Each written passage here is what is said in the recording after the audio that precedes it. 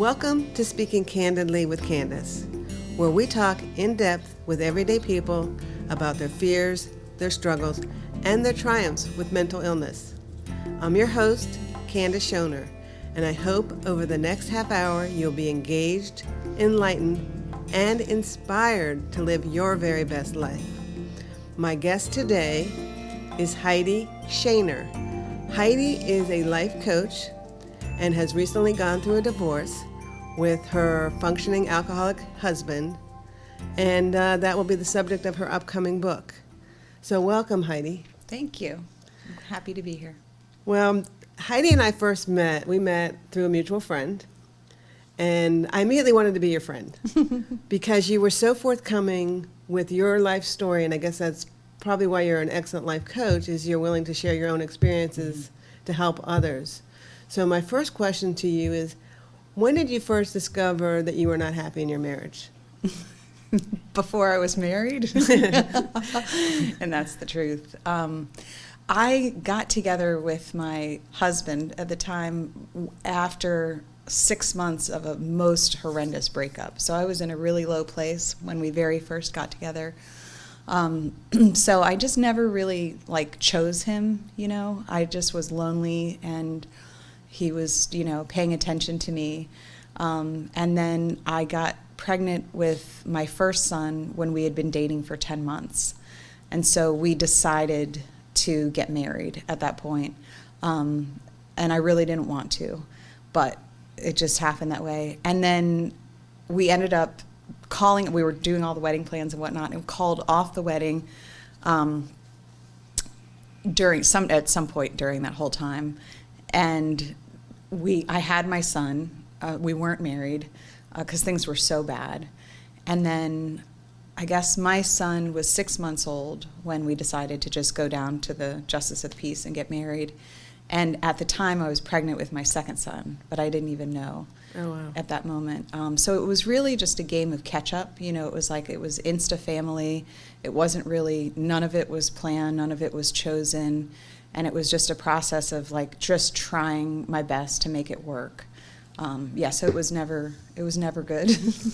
So one of the things we had in common is that we both divorced and have gone through therapy. Mm-hmm. So when did you start therapy? Because obviously that's made a huge difference in your life and some of the decisions that you've made. Yeah, so I've always seen a counselor. When I was in high school, I guess I started to see one. I had some stuff that I went through in high school. And then so I kept that going through the whole marriage pretty much. But then it was about a year before I left that I started seeing a therapist who I've nicknamed her scary therapist, because she was like a shoot from the hips kind of person. And she sat me down one day. I was on antidepressants at the time. And she said, "You're not depressed. You need to get off of these drugs, and you need to leave your husband because you don't feel safe with him. You need to do this for your kids. You need to leave because you need to take care of your kids." And I just shut her out. I was like, nobody, no, I'm just going to keep my rose-colored glasses on and make this work. She also, when I did get serious, she was like, whether you leave or not, you need to set up a P.O. box, you need to set up another bank account, you need to have a plan. So I actually did do those things before I left. Anyway, so that was one major intervention that was very pivotal in my life. And then after I got separated, I'd been separated for about a year, and my primary care doctor said, I think you have PTSD, and you need to get trauma therapy for that. And I was like, what are you talking about? Totally unaware. And that's when I started seeing a therapist who did EMDR with me. And that has had the biggest effect on me, the biggest change. Let me step back a little bit. So before you got married to your husband, what was your upbringing like? I mean, you went through therapy, so there must be some tell signs. Yeah. I never, ever thought that I had a bad childhood. My parents are both good people and, always took care of me and my two brothers. So I really never, and I didn't have addiction in my family. I always ended up with someone who had some substance abuse problems, so I couldn't figure out why. I wasn't abused, none of that stuff. And then in my 40s, after lots of therapy, figured out that there was basically just emotional neglect, pretty much. And I grew up believing that basically you had to work for love, pretty much. Like you had to show up a certain way to get that acceptance and acknowledgement and validation. And so a lot of it has to do with like self-worth, like low self-worth. Well, I think a lot of people out there suffer with the lack of self-worth or self-love or self-care. I grew up in a household where I had an alcoholic father, mother was depressed, and I was taught not to verbalize my emotions. And I think we all go through that. That's what I learned through therapy. But talking about the alcoholic, which I think a lot of people can relate to, your ex-husband was an alcoholic. And I said, I think in the intro, a functioning alcoholic. Yep. So how did that influence your day-to-day life? So I never saw it. He just drank every day. It was a non-issue. People would always ask me, like I would tell them about our latest argument and they'd say, was he drinking? And I'm like, well, duh. Like he's always drinking. It was like I didn't even notice it. I didn't even see it. And the truth is, I actually preferred when he had a little buzz because he was really not fun when he wasn't drinking at all. The only bad part would be like, Sunday when he would sober up a little bit and just be hungover and a complete not fun person to be around. But yeah, I didn't really come to that realization about the alcoholism until much later into the marriage. And you had mentioned the intervention of that scary therapist, I like that term, saying that you should leave the marriage because it sounds like she feared for your safety. Did you fear for your own safety? Yeah, and that's another thing. It was an everyday thing of being on guard. And what I was protecting against was just like angry outburst, unpredictable, seemingly just, sometimes for no reason. He never hit us, but he would, like slam things down on the table during dinner, or he would throw something against the wall, or he broke things in the house, things like that. But it was really scary. Yeah, or he was obviously bigger than all of us, and he would like get in your face and like point his finger at your chest and yell. So it was just kind of a constant. Like I actually believe that I could prevent the outbursts. And so most of the time I was spent in what I've learned now is called kind of a high alert phase. So my adrenal glands were never stopping and just trying to look out for signs and then prevent and then damage control after with the kids. This is the one thing that I have always struggled with in my own life, and understanding how women who are in that situation, and it's not just physical abuse, it's emotional abuse can be just as devastating, as you pointed out, you have PTSD, as physical abuse. What were the circumstances that kept you in the marriage? That's really easy to answer, actually. It was a combination of a bunch of things. One was accepting the reality of the situation would mean completely ripping the bottom out of my life, which is what I ended up having to do. But if I accepted that I was in an abusive relationship, which is what a lawyer told me, I got separated in 2014. I saw a lawyer in 2011. And when I told her the whole story, she said, "You're in an abusive relationship." And I was like, "No, I'm not. He doesn't throw things at me. He doesn't push me down the stairs. I don't have a black eye." She was like, "Well, here's the cycle of abuse. Yes, this is what you have." And it was just a really hard pill to swallow because it would mean completely starting over. So that was one thing. So there was a level of denial in me, and also hope. Like I would see changes sometimes in progress. And we would do, therapy together, and I took him to parenting classes, and I was trying to fix it, and I believed I could. Were you the fixer in your family? Yeah.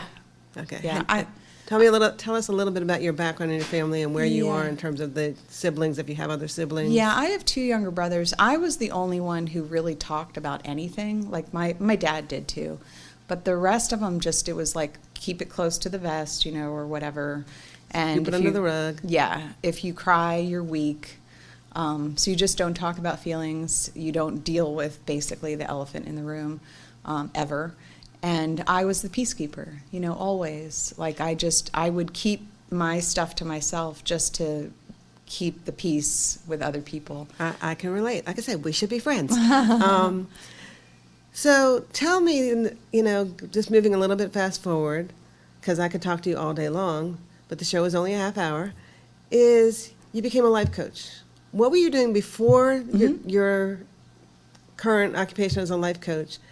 And what kind of training do you have? Sure. And how is that working I for will you? totally answer that. I just wanted to just say one more little Sure, thing please. about why I didn't leave, because there was another big factor. Okay. And that was basically my husband at the time said to me, if you want to separate, you're going to have to move out with the kids. I'm not going anywhere. I'm going to charge you with abandonment because you don't have any reason to leave. I'm going to stop paying the mortgage on the house. You're going to go into default. The house is going to go into default. I'm going to ruin your credit, but go ahead. So that's what I was dealing with. The reality of leaving him would mean and it was a fight. I mean, when I finally did leave, we were in court battling custody and child support for 3.5 years. Wow. So it was a huge problem to get out.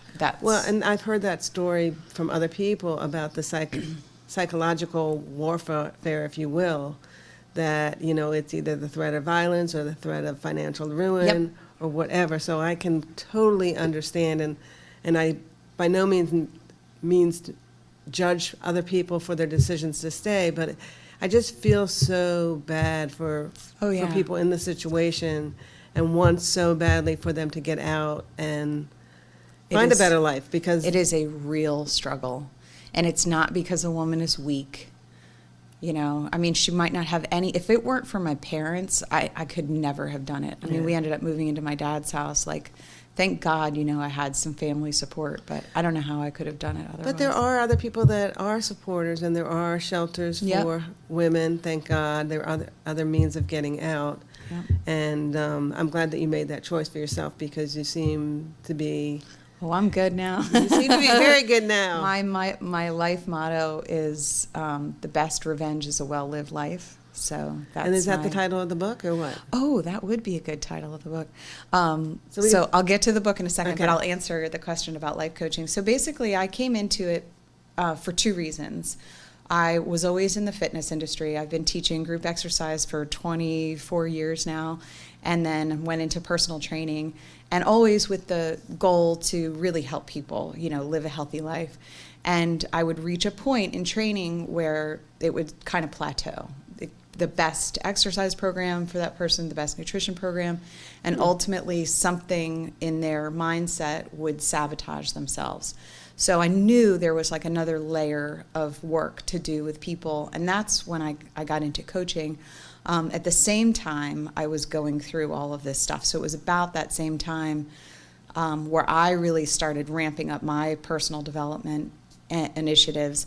I got into Tony Robbins a lot. I went to 3 of his big events, week-long live events, and really was inspired by the coaching model, which is, compared to therapy, it's so what, now what? You've had your stories, things have happened to you, you've been through a lot, what are you going to do about it now? And take action and move forward and put a plan into place. And it just really meshed with being physically active, because that's all about moving your body. Take action with your body, and then your brain starts to follow. You can get really stuck in your thought patterns.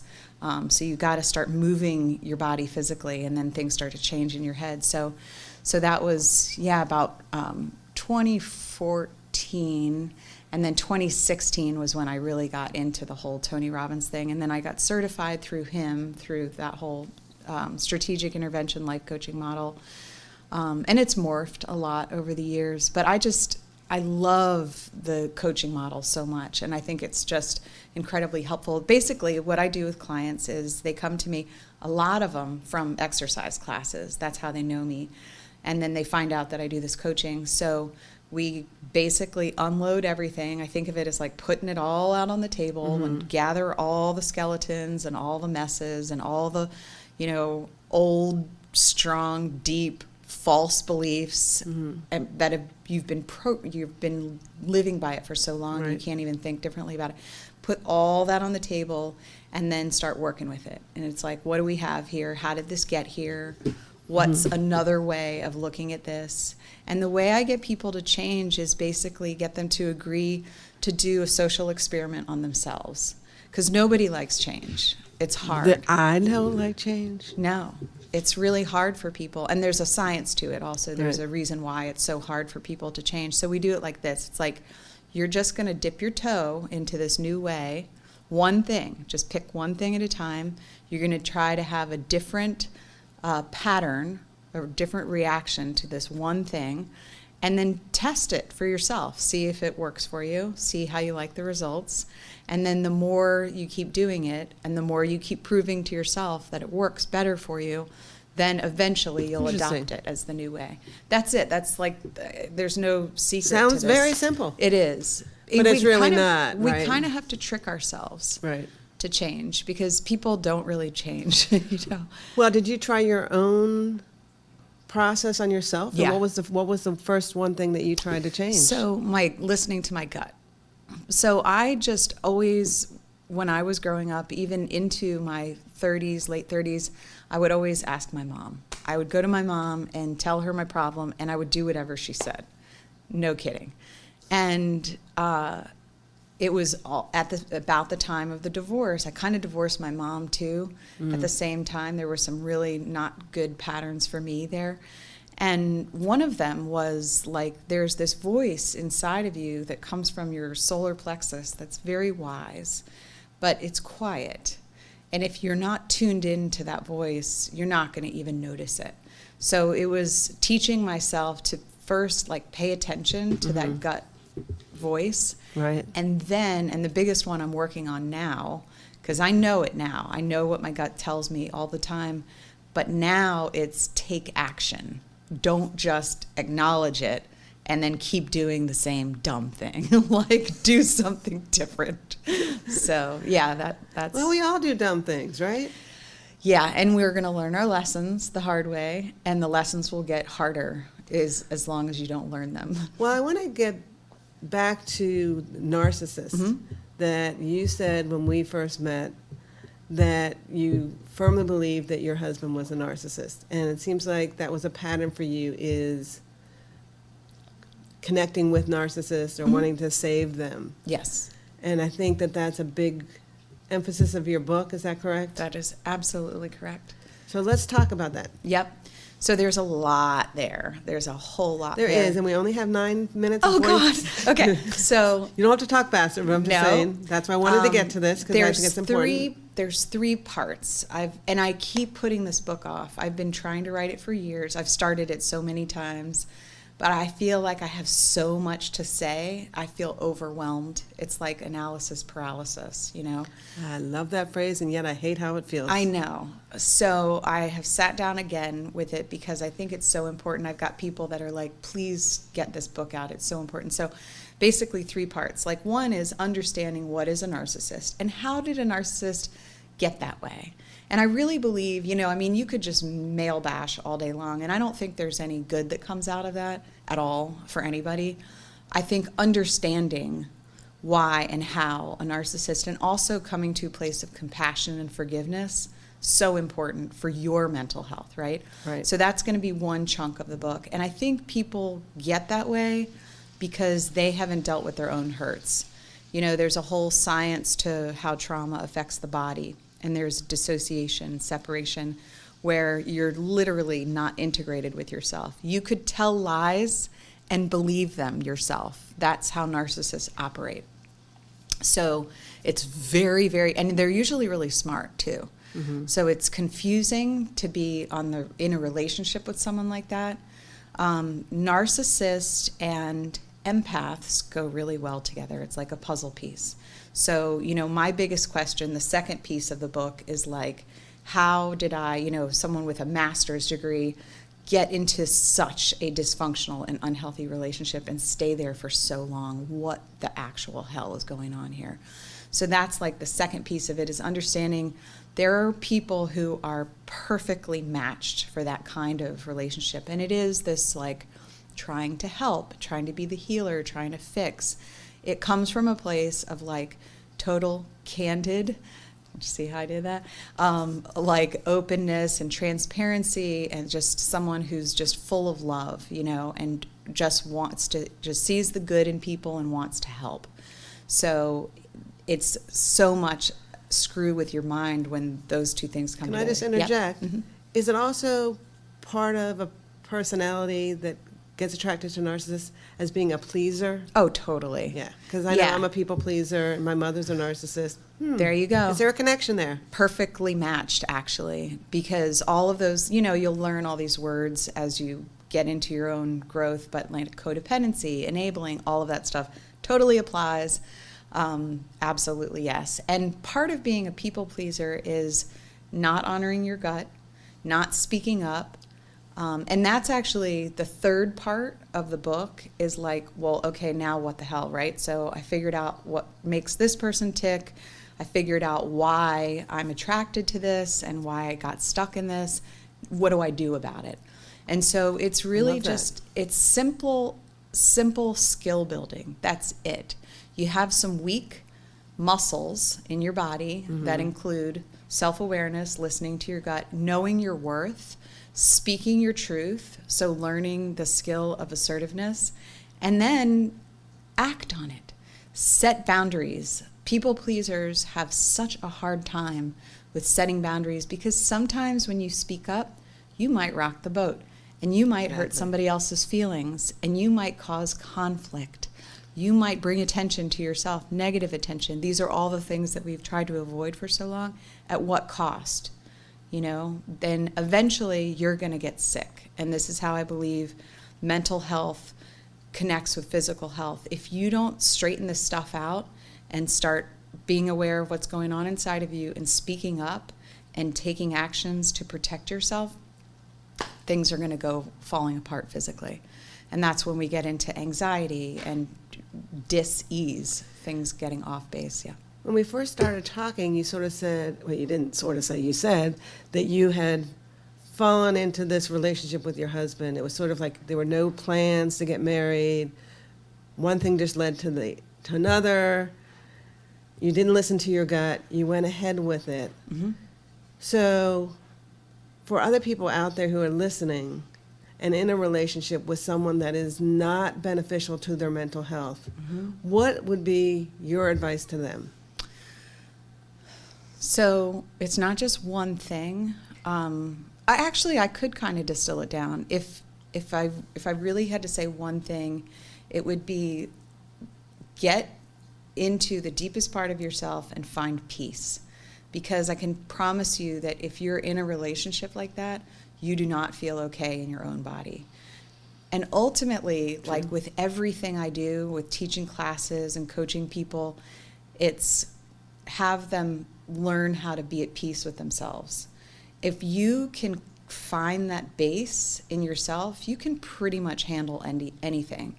But that takes a daily practice. Like that doesn't just... I don't even know where I would begin to try to find my inner peace. So that's interesting. I can see how that would work. I don't know how we would get there. Yeah. And that never was covered in my therapy.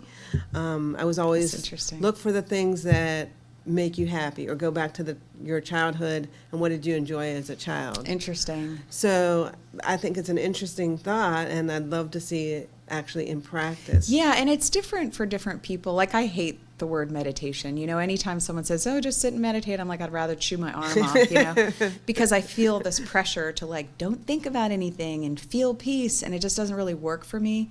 So one visualization that does work for me, and that would be like if I worked with you, I would figure out what works for you, basically. Right. I journal all the time. There's something in the writing, the processing of things that works for me. I believe the journaling is, well, because as a writer myself, I enjoy the process of journaling. Yep. I, like you, meditation, no way, Jose.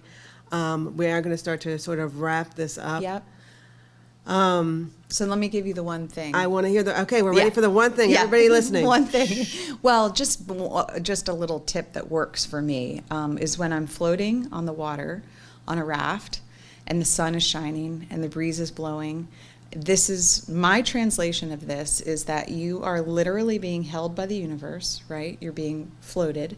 So you've got the support of the universe has got your back. So when you feel lonely, just imagine this. You don't have to actually float. You can just imagine it. And you can feel the breeze blowing, and that is the universe caressing you. And you can feel the sun warming you, and that is the universe loving you. And like you just picture it, and you're gonna feel good. Like it's I love that. You know? For those of you out there who are tuning into the podcast, please let me know if you try this visualization and how it works for you. I want to thank you, Heidi Shaner, for being my guest. You have been phenomenal and have offered so much wisdom and authenticity to the program. I appreciate that. Thank you. Quickly tell us how people can find you. Yeah, so real simple. It's HeidiShaner.com. That's my website. And I will have a wait list on there for this book that's coming out. So if you're interested, and just contact me anytime. Fabulous. So for more information on mental health, I want to encourage everybody to go to the Mental Health America of Virginia website, which is mhav.org.